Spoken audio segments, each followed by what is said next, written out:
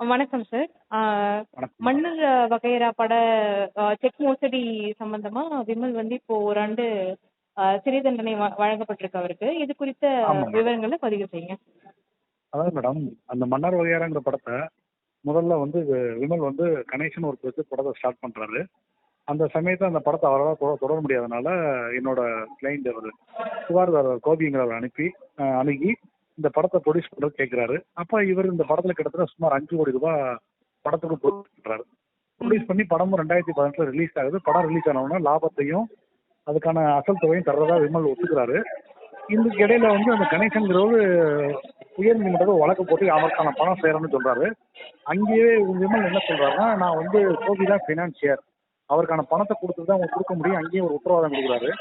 அந்த வழக்கு முடிஞ்சவொடனே ஒரு செக் ஒன்று கொடுக்குறாரு, 4,50,00,000 புகார்தாரருக்கு.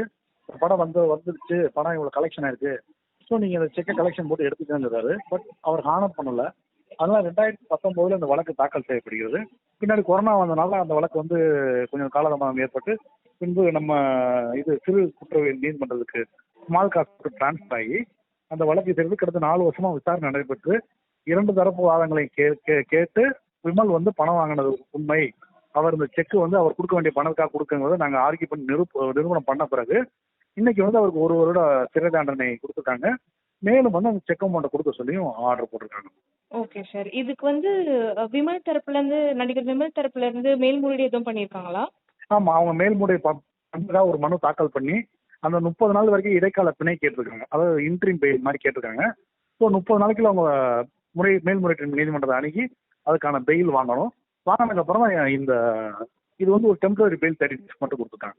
ஓகே. Okay sir. விவரங்களை சொன்னதுக்கு ரொம்ப நன்றி சார்.